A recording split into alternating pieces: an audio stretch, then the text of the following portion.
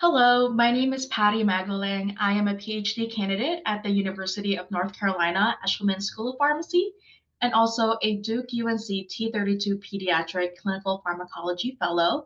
Today, I'm excited to present our work on using physiologically-based pharmacokinetic or PBPK modeling to inform levetiracetam dosing in children younger than 2 years.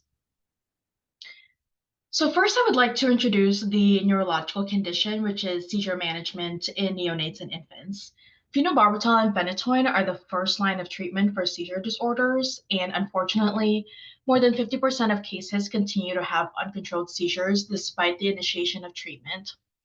When these treatments fail, clinicians choose second-line ASMs or anti-seizure medications, many of which do not have U.S. Food and Drug Administration or FDA approval for this age group and are used as off-label, including levetiracetam. And neonates and infants undergo rapid development, leading to physiological changes that affect the PK of drugs. For instance, this figure here shows that at 1 year postnatal age, the glomerular filtration rate, or GFR, is predicted to be 90% of adult GFR. And ethical and practical concerns over conducting appropriate trials in neonates and infants limit available data needed to characterize the PK of these drugs. So with that, PBPK modeling can inform dosing in this patient population by incorporating maturation changes that affect metabolic and renal clearance pathways. And PBPK models account for physiological changes to accurately predict drug disposition in children.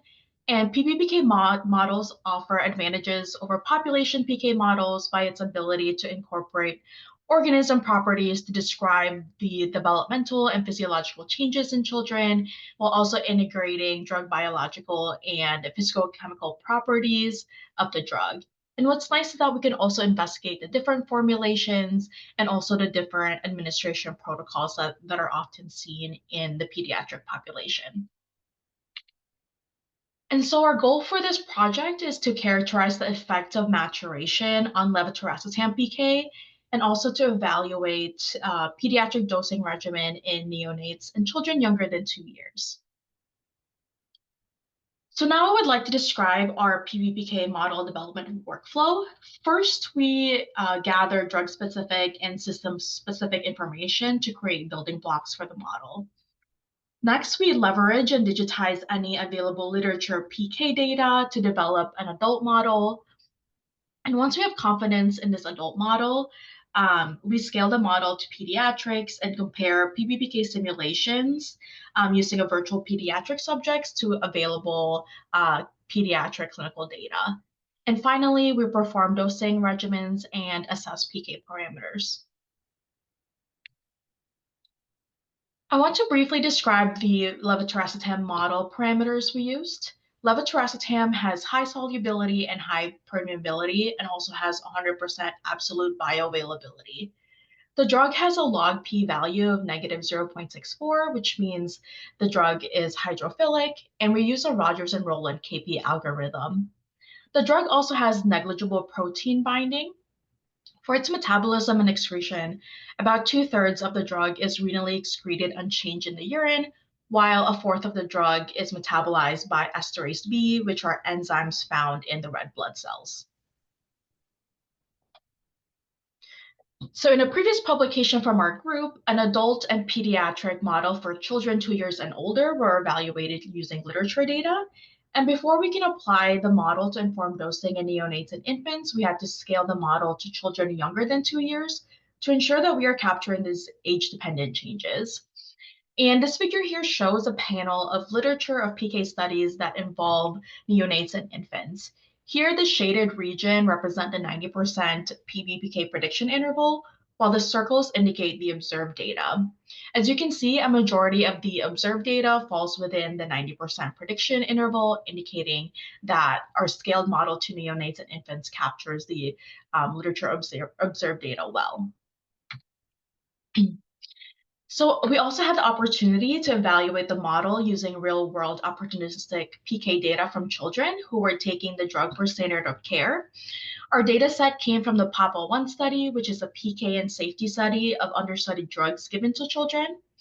For our data set, we had 15 children younger than 2 years who contributed 43 plasma samples that could be used for model evaluation. Participants received a median dose of 100 milligrams and had a levetiracetam level of about 19 mg per liter. And using this real world data, our model performed well, where 84% of the observed data was captured within the 90% prediction interval. Our PK findings show that levetiracetam weight normalized clearance increases during the first few weeks of life, as depicted by this box plot.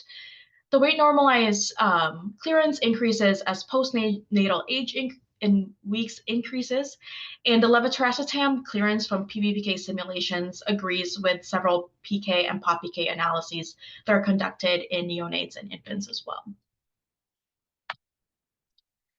As I mentioned in the beginning, levetiracetam is used as off-label for neonates, which may suggest non-uniform dosing in this patient population.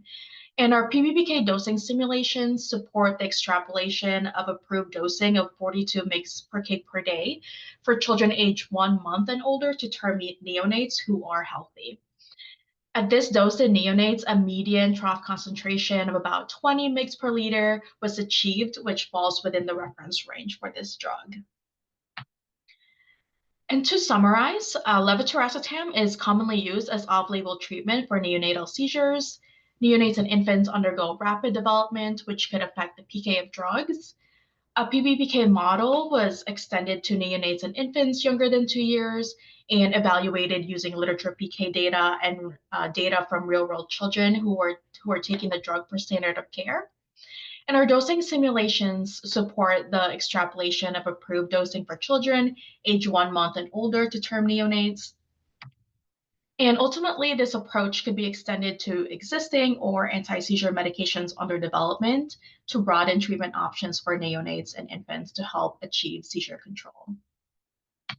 And with that, I would like to thank you all for your attention. I would like to thank the Gonzalez Group, our collaborators and co-authors, the Pediatric Trials Network, our collaborators at Duke Clinical Research Institute and the University of Waterloo, and I would also like to acknowledge our funding source from NICHD.